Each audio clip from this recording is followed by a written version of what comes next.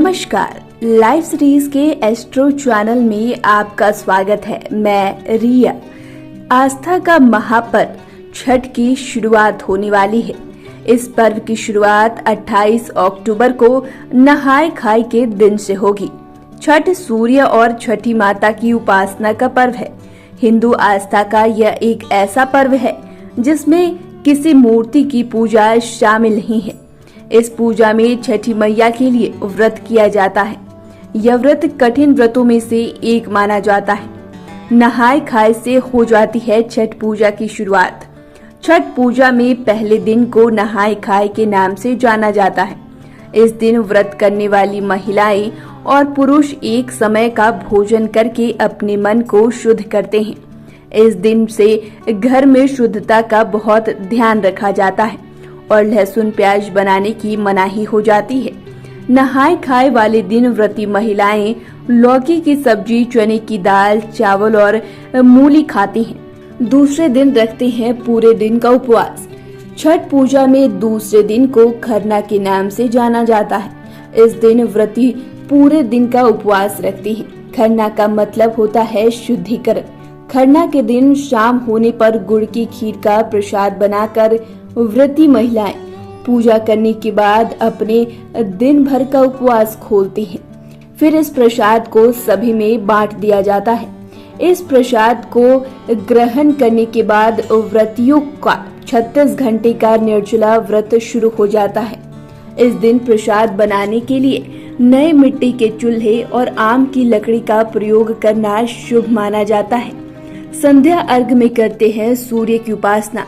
तीसरे दिन शाम के समय डूबते हुए सूर्य देव को अर्घ दिया जाता है, जिसकी वजह से इसे संध्या अर्घ भी कहते हैं। इस दिन व्रती महिलाएं भोर में सूर्य निकलने से पहले रात को रखा मिश्री पानी पीती हैं। उसके बाद अगले दिन अंतिम अर्घ देने के बाद ही पानी पिया जाता है। संध्या अर्घ के दिन विशेष प्रकार का पकवान, ठेकुआ और मौसमी फल सूर्य देव को चढ़ाए जाते हैं और उन्हें दूध और जल से अर्घ दिया जाता है। इस साल 30 अक्टूबर को संध्या अर्घ है। उगते सूर्य के साथ संपन्न होती है छठ पूजा। चौथे दिन उगते सूर्य को अंतिम अर्घ दिया जाता है। इस व्रत को रखने वाली महिलाएं और पुरुष छठी मैया और सूर्य देव से अपने संतान और पूरे परिवार की सुख शांति और उन पर अपनी कृपा बनाए रखने की प्रार्थना करती हैं। इसके बाद व्रती घर के देवी देवताओं की पूजा करते हैं और फिर प्रसाद को खाकर व्रत का समापन करते हैं। अब चलिए आपको बताते हैं छठ से जुड़ी पौराणिक कथा। छठ पर्व पर छठी माता की पूजा की जाती है, जिसका उल्लेख ब्रह्म वैवर्त पुराण में भी मिलता है। एक कथा के अनुसार प्रथम मनु स्वयंभू के पुत्र राजा प्रियव्रत को कोई संतान नहीं थी। इस वजह से वे दुखी रहते थे। महर्षि कश्यप ने राजा से पुत्र प्राप्ति के लिए यज्ञ करने को कहा। महर्षि की आज्ञा सुनकर राजा ने यज्ञ करवाया। इसके बाद महारानी मालिनी ने एक पुत्र को जन्म दिया, लेकिन दुर्भाग्य से वह शिशु मृत पैदा हुआ। इस बात से राजा और अन्य परिजन बेहद दुखी थे। तभी आकाश से एक विमान उतरा जिसमें माता षष्ठी विराजमान थी।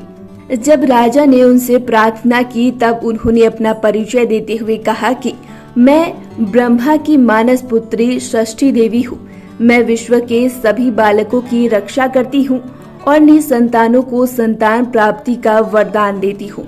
इसके बाद देवी ने मृत शिशु को आशीर्वाद देते हुए हाथ उठाया, जिससे वह जीवित हो गया। देवी की इस कृपा से राजा बहुत प्रसन्न हुए और उन्होंने षष्ठी देवी की आराधना की। ऐसी ही कई मान्यता है जो धीरे धीरे प्रचलित होती गई और पूरे भारत समेत कई जगहों पर छठ व्रत करना शुरू हो गया। तो फिलहाल के लिए इतना ही। इस विषय में आपकी क्या राय है हमें कमेंट कर जरूर बताएं। चैनल को सब्सक्राइब करें, फेसबुक पेज को लाइक करें। वीडियो देखने के लिए आपका शुक्रिया।